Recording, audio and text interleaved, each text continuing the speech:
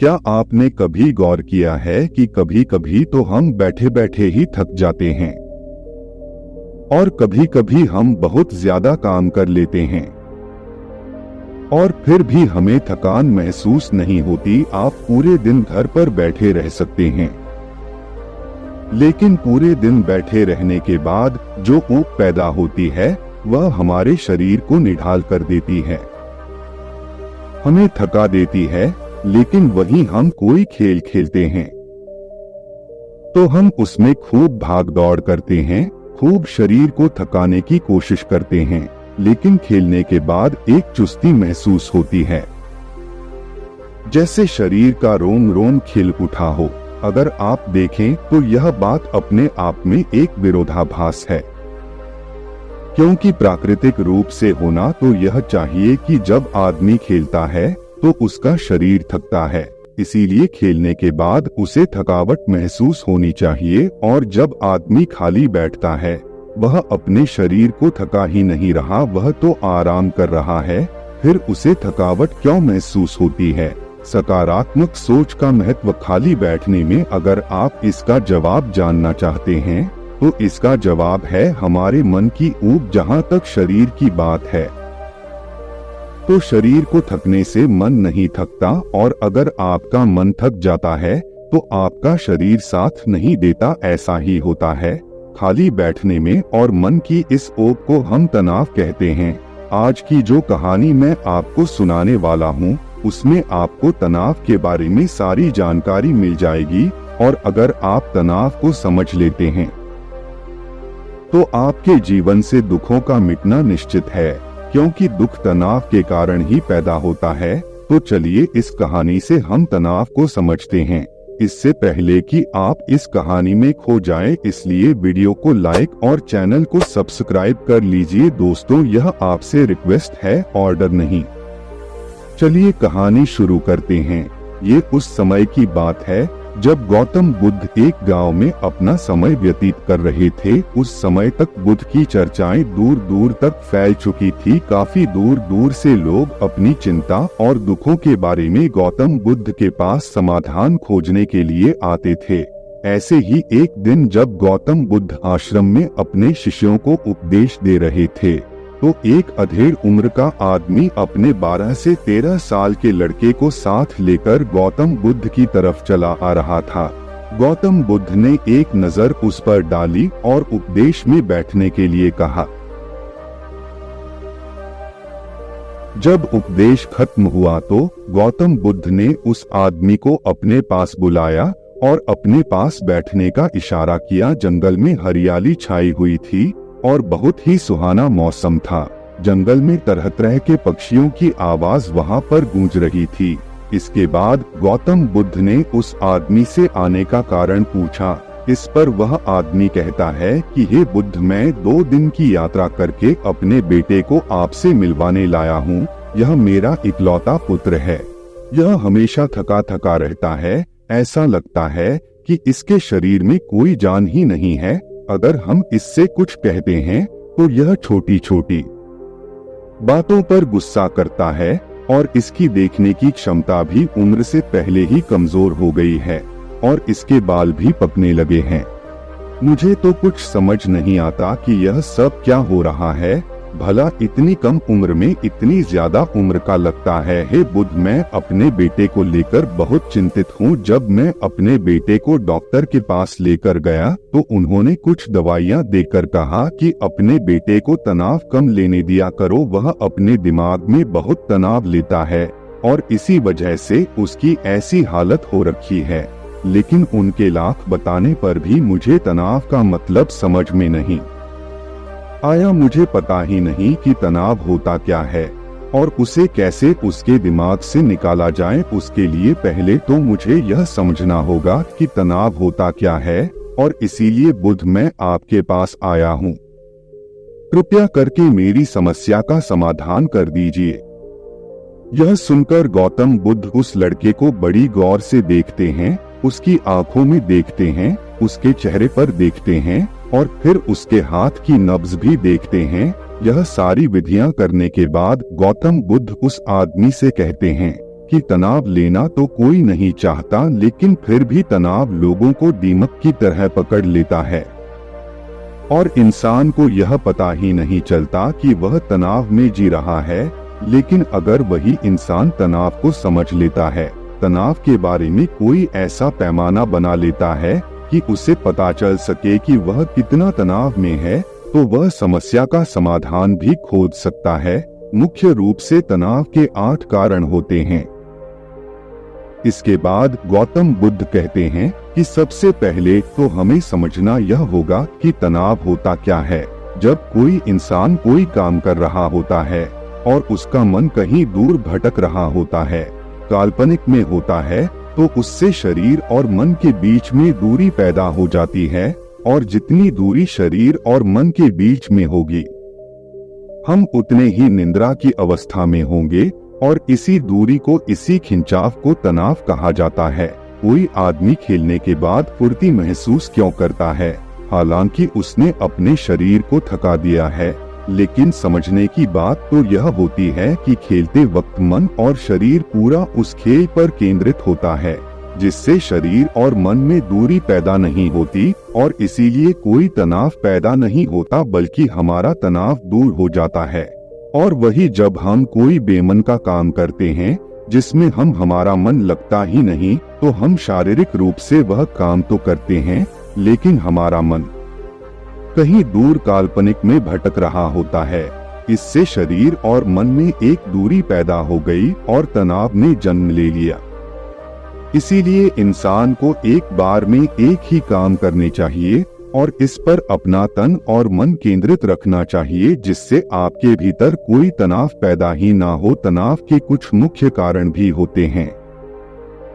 इसके बाद गौतम बुद्ध कहते हैं कि अगर हम इन कारणों को जान लेते हैं तो हमारे अंदर तनाव कभी भी पैदा नहीं होगा। मुख्य रूप से जो कारण है, उसमें सबसे पहला कारण होता है महत्वाकांक्षा। महत्वाकांक्षा होना अच्छी बात है, लेकिन कभी आपने गौर किया है कि इंसान के लक्ष्य कभी पूरे नहीं होते, क्योंकि इंसान का कभी कोई एक लक्ष्य होता ही नहीं है। जब इंसान एक लक्ष्य को प्राप्त कर लेता है तो दूसरा लक्ष्य स्थापित हो जाता है, और इसी तरह वह अपने लक्ष्य को पाने के लिए गोल गोल घूमता रहता है। इसीलिए जो इंसान ज्यादा महत्वाकांक्षा होता है, जिसे बड़े बड़े लक्ष्य प्राप्त करने होते हैं, वह वर्तमान में कभी नहीं जी पाते। उसका मन हमेशा भविष्य की योजनाएं बनाता रहता है, और बस उसका शरीर वर्तमान में होगा, उसका मन भविष्य में होगा, और इन दोनों की दूरी की वजह से उस आदमी में तनाव पैदा हो जाएगा। इस पर वो आदमी कहता है कि हे बुद्ध, तो क्या आदमी को अपना लक्ष्य नहीं बनाना चाहिए, क्योंकि लक्ष्य बनाना भी तो एक महत्वाकांक्षा होती है। इस पर गौतम बुद्ध कहते हैं कि जीवन में कोई लक्ष्य बनाना गलत बात नहीं है। समस्या पैदा तब होती है जब हम सारा ध्यान उस लक्ष्य पर ही लगा देते हैं। आदमी को वर्तमान में जीना आना चाहिए। आप लक्ष्य बनाएं, उनके प्रति निरंतर मेहनत भी करेंगे, लेकिन इसके साथ साथ आपके दिमाग में यह ख्याल भी होना चाहिए कि आप अभी वर्तमान में जी रहे हैं। इसके बाद गौतम बुद्ध ने तनाव का दूसरा कारण बताया, वो है जलन। गौतम बुद्ध ने बताया कि जब आदमी किसी की तरक्की या किसी से जलने लगता है तो भी उसका मन सड़ने लगता है। जलन अंदरूनी घाव देता है। अंदरूनी घाव का मतलब है मन का घाव। शरीर का घाव तो भर भी जाता है, लेकिन मन का घाव कभी नहीं भरता। इसलिए इंसान को दूसरे की तरक्की से कभी जलना नहीं चाहिए। तनाव का तीसरा कारण होता है किसी दूसरे से अपेक्षा। गौतम बुद्ध ने बताया कि एक बाप होने के नाते वह अपने बेटे से बहुत सारी अपेक्षाएं रखता है कि मेरा बेटा एक कामयाब इंसान बने, वह जिस तरह मैं चाहता हूँ उसी तरह का जीवन जिए। और जब आदमी किसी से अपेक्षा करने लगता है तो कहीं ना कहीं वह अनजाने में खुद के लिए तनाव पैदा कर रहा होता है।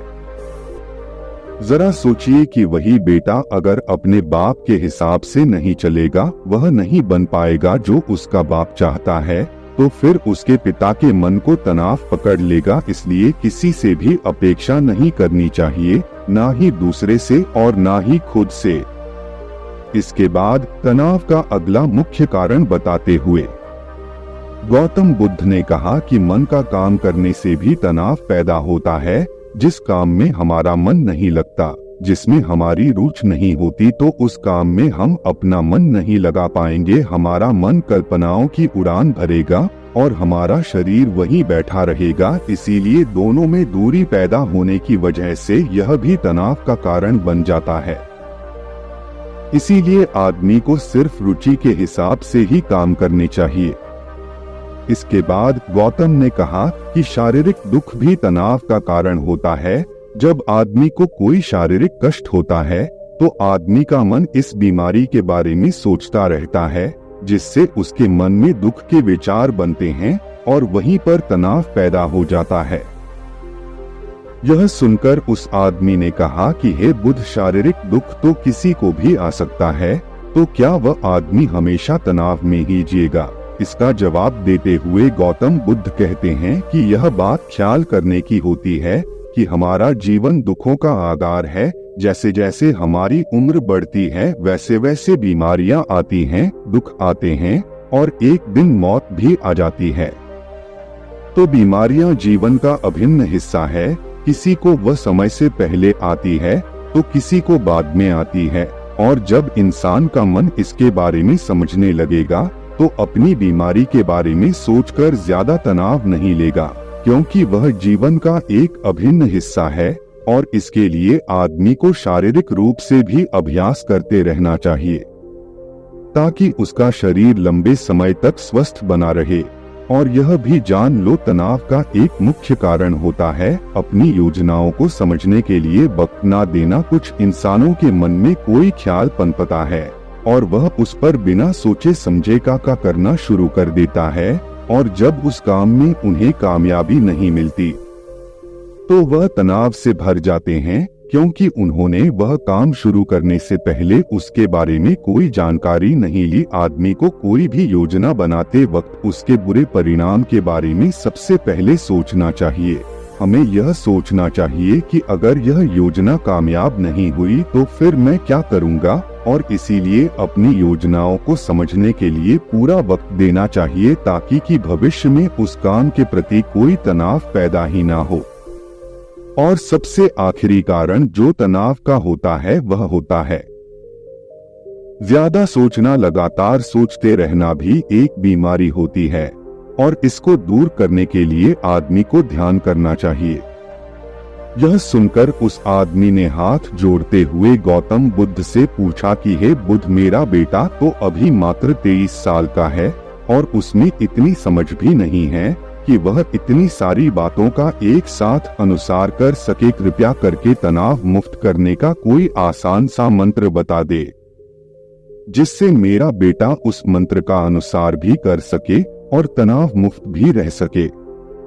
यह सुनने के बाद गौतम बुद्ध ने कुछ सोचते हुए जवाब दिया कि इसके लिए एक छोटी सी विधि है। अगर तुम इतनी बातों का पालन पूर्ण नहीं कर सकते तो तुम एक बार में एक काम करने पर ही मन लगाओ।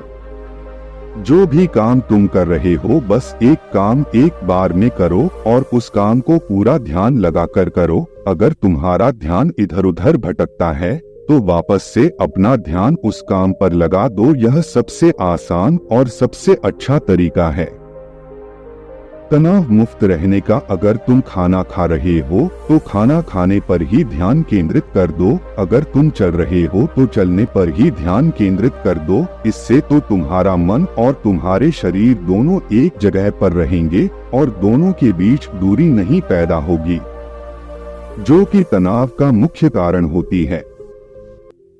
दोस्तों, आज की युवा पीढ़ी एक बार में 2-2, 3-3 काम एक साथ करती है।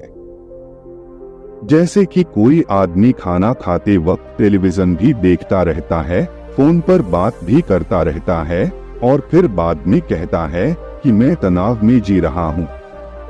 जब 3-3 काम एक साथ करेगा आदमी तो तनाव पैदा होना तो लाजमी है, क्योंकि मन तो पूरा ध्यान लगाकर एक बार में एक ही काम कर सकता है, एक चीज पर पूरे अच्छे से ध्यान दो।